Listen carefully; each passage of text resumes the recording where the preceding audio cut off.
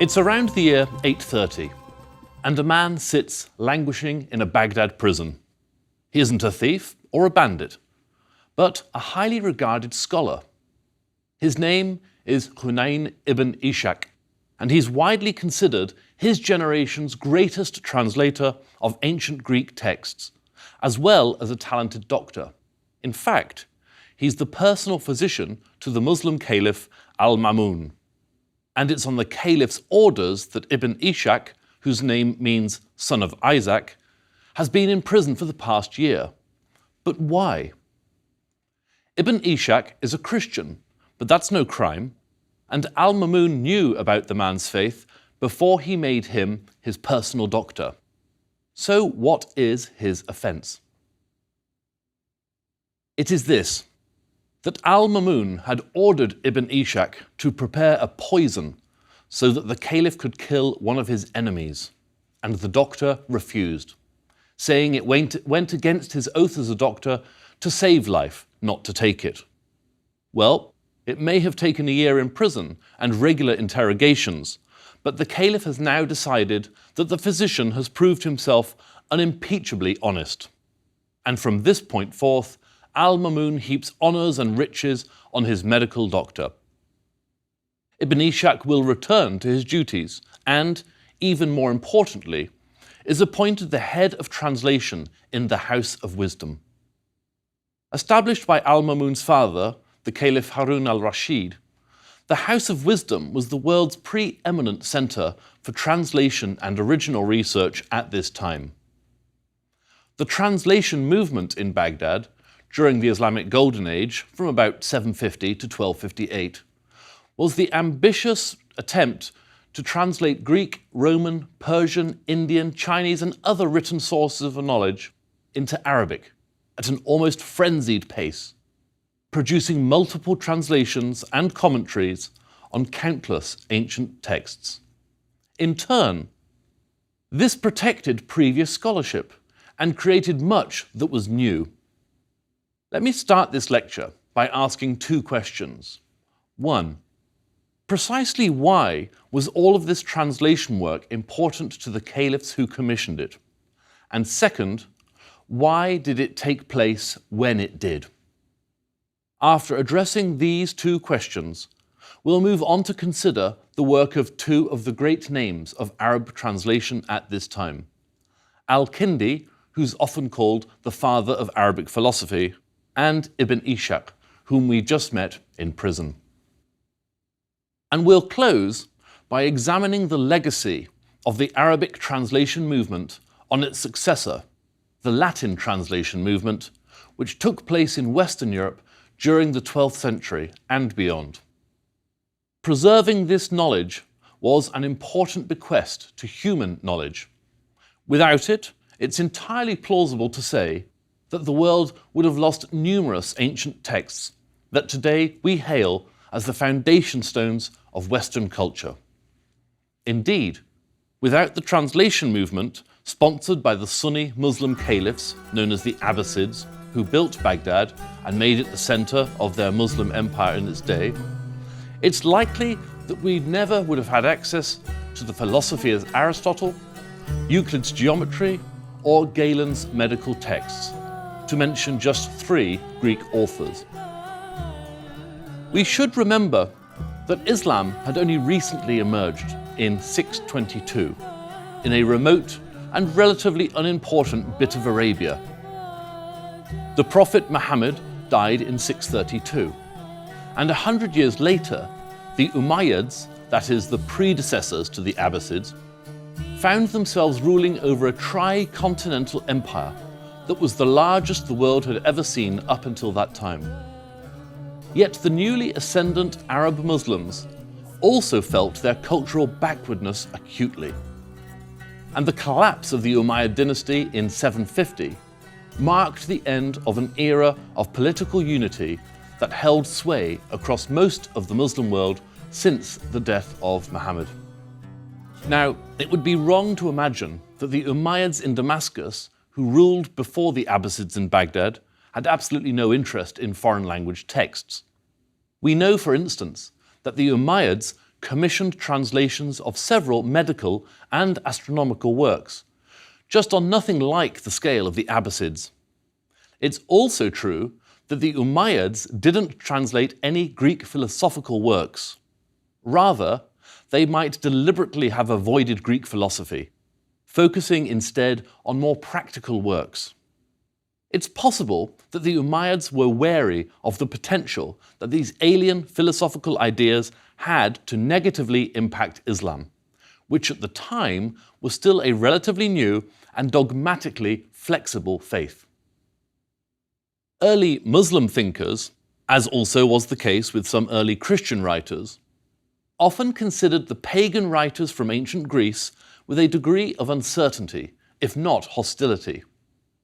The thought then, and sometimes now, was, why should Islamic scholars translate, study, discuss, and disseminate the philosophical musings of pagan writers after the revelation of monotheism, as passed down in Jewish, Christian, and later Muslim sacred texts? But now let's visit the House of Wisdom in Baghdad at the start of the 9th century. The Abbasids selected Baghdad as the site of their new capital, as much for its geographical advantages on a fertile plain between two rivers, as for political reasons. It was a clever move, placing them closer to the Persian heartland, befitting the large number of Persian speakers the administrative apparatus relied upon, and further from the Umayyad loyalists in the eastern Mediterranean littoral. Indeed, the Abbasids were eager adopters of almost everything Persian, including the Persian tradition of translations. With talented Arabs, Jews, Christians, and non-Arab specialists from the Middle East and beyond all contributing, the quantity and variety of works translated during this period was staggering, including books on algebra, geometry, metaphysics, and logic, and endless treatises on astronomy and astrology. It's said that on one occasion, when the Caliph al-Ma'mun sent a mission to bring texts back from Khorasan, or northern Persia, the camel caravan that marched into Baghdad consisted of 100 animals just to carry the manuscripts.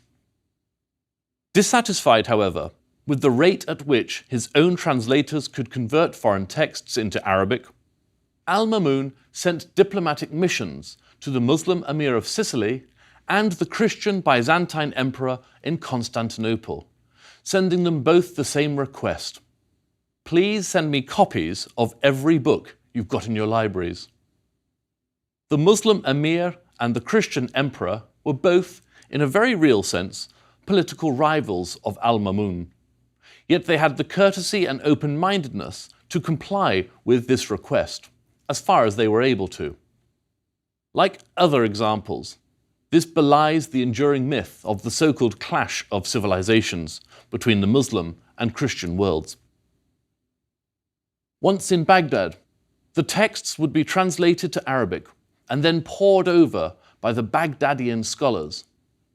And in this way, hundreds of years of commentary and revisions would be added to the translated texts over the course of the Golden Age.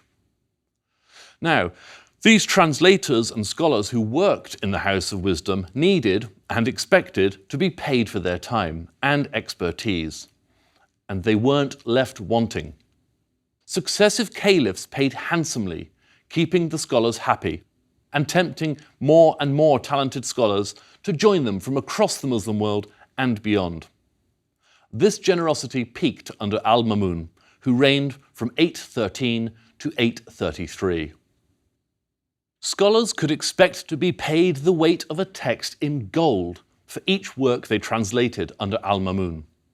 I've not managed to track down the origin of the English expression that something is worth its weight in gold, but for translators working in the House of Wisdom, it was literally true.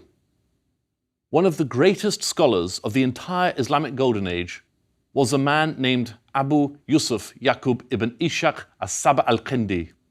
In translation, this rather lengthy name means father of Joseph, Jacob, son of Isaac, of the morning, and the Kinda tribe. Born In the southern Iraqi city of Basra in about 801, al-Kindi moved to Baghdad, where he would become the senior-most scholar and sometime head of translation in the House of Wisdom. He stood out for the breadth and depth of his scholarship in a period before fields of study were rigidly separated. At the heart of al-Kindi's studies, and thus his reputation, are his philosophical writings, which drew heavily on ancient Greek learning. Indeed, al-Kindi's relationship with the philosophical writings of the likes of Plato, Aristotle, and Plotinus was based on his own translations of these philosophers. And it's thanks directly to his translations that we have as much of that Greek wisdom available to us as we do. Al-Kindi's own philosophical inquiries emulated those of Aristotle, which is why he's also considered the first of the Muslim peripatetic philosophers, i.e., a student or follower of Aristotle. Even as a young man, he was confident of his own intellectual powers and respected for them. Consider this account of his attendance at a weekly salon that the Caliph himself attended, where he'd listen to scholars debate and join in with his own questions. The proximity of how close one sat to the Caliph was an indication of status. On this occasion, the young al-Kindi supposedly took a seat very close to the Caliph al-Ma'mun, above a certain older, more prominent theologian. The older man called out, "How dare you? What right do you have to sit above me?" Al-Kindi replied, "Because I know what you know, but you don't know what I do." The Caliph al-Ma'mun sometimes thought and worried about the possible conflicts between his religious faith and the ancient teachings that predated it. In other words, what place was there for logic in a world that had been revealed through Muhammad as God's creation? Was there an inherent contradiction between faith and reason? Well, according to one account of al-Ma'mun's troubled musings on the subject, he fell asleep, only to dream of encountering a smiling Aristotle who said to him, "There is no conflict. Reason and religion are allies, not enemies." Upon awakening, al-Ma'mun was said to have been refreshed and reassured, and to have redoubled his efforts to make the House of Wisdom a world-class centre of learning. Al-Kindi, a devout Muslim like the Caliph, apparently never saw any conflict between his religious faith and the central tenets of Greek philosophy, reason and logic. Indeed, al-Kindi believed in the compatibility between the philosophy of the ancients and the so-called Islamic sciences, such as Quranic studies, which are akin to biblical studies in the Christian tradition, and which were at the heart of most of his writings. Incorporating a form of Neoplatonic rationalism, al-Kindi believed that religious books, and even the Quran, could be understood on different levels without inherent contradiction. So, for instance, whereas educated scholars might understand the allegorical nature of the Quran, the masses, lacking the equivalent education or insight, might understand it more literally. Regrettably, the idea of faith trumping reason would come to dominate much Islamic theology in time. Al-Kindi's translations and research roamed well beyond philosophy and religion. In addition to his translations of Greek texts, he authored some 230 original works, and was the first Arab to produce a comprehensive ordering of the different branches of science then practiced. And here's another remarkable thing.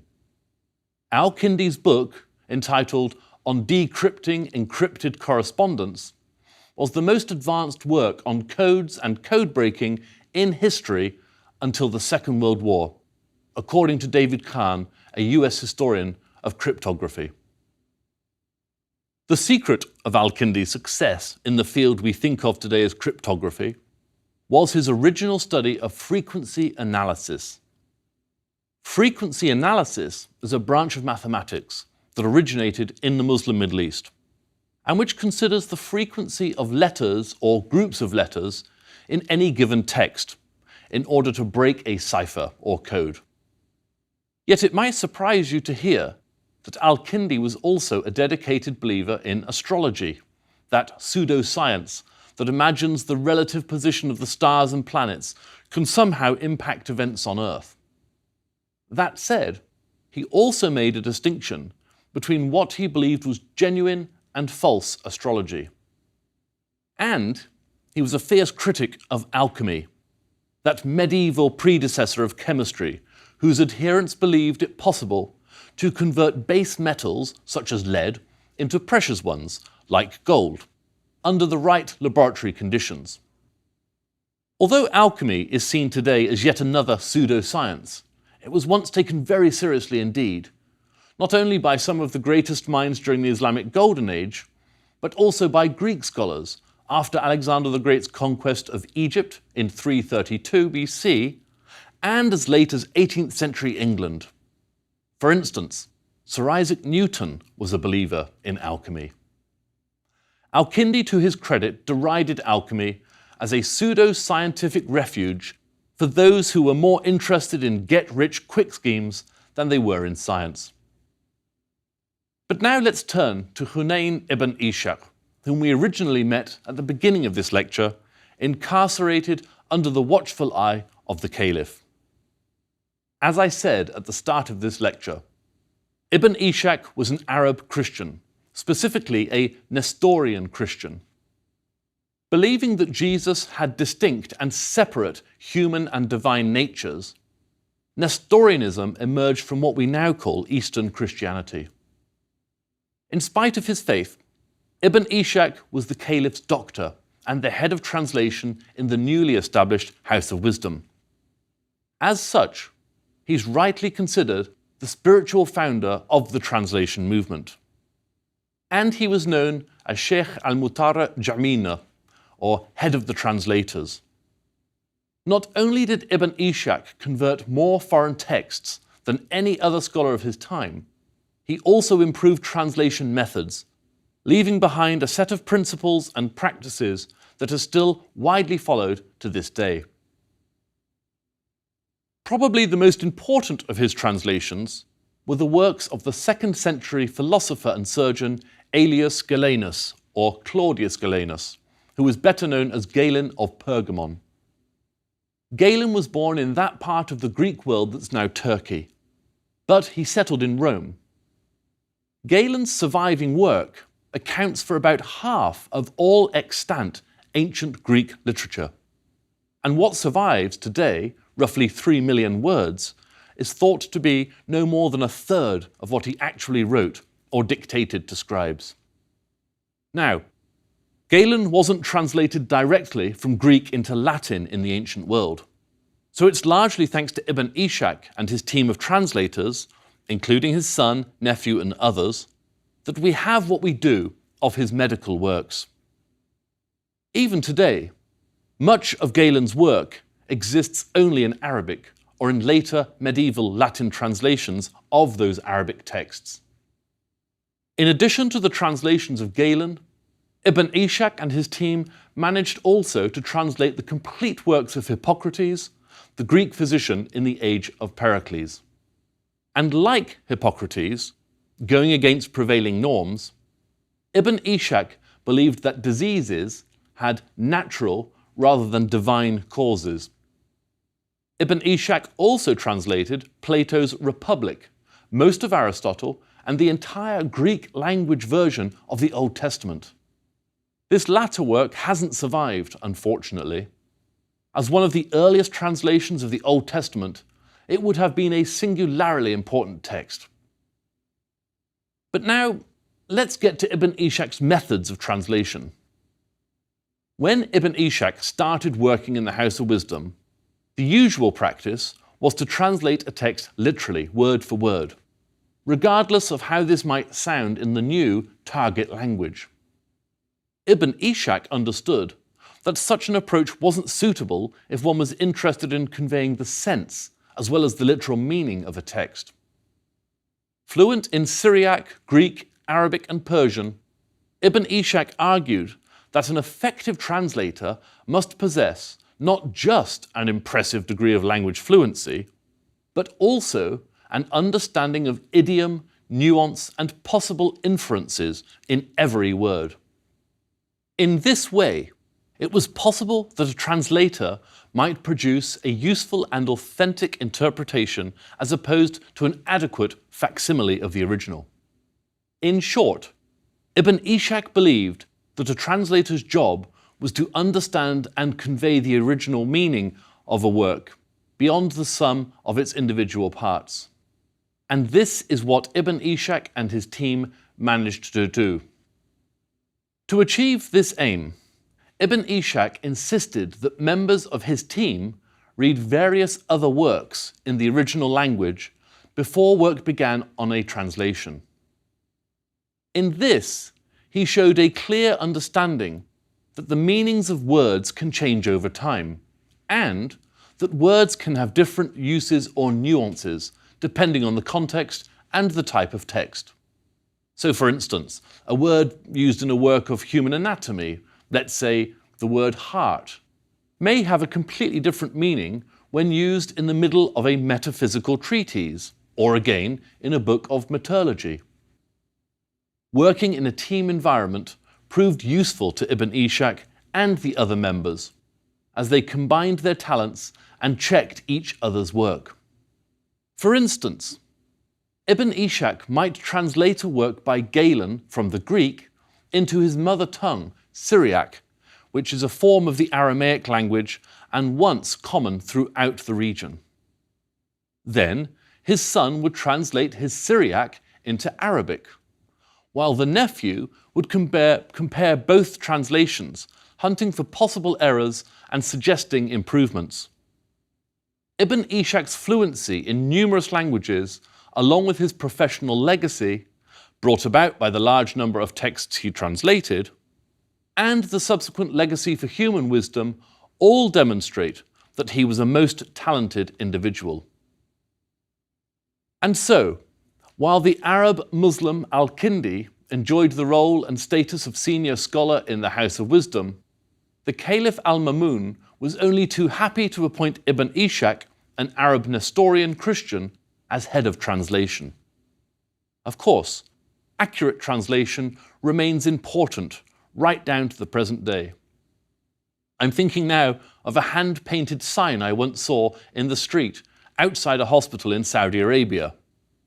Now, the Arabic language doesn't have the equivalent of a letter P, which is where the confusion occurred in the mind of the person responsible for this particular sign.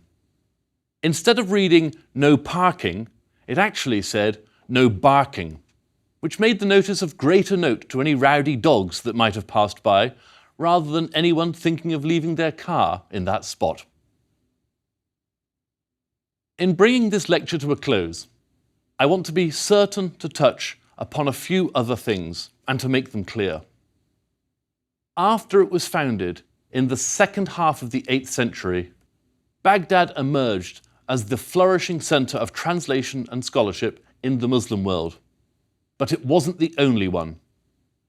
Other competing centres of learning arose in what's known as Fatimid Cairo in the 10th century, and in Muslim Andalusia or modern Spain during the same period.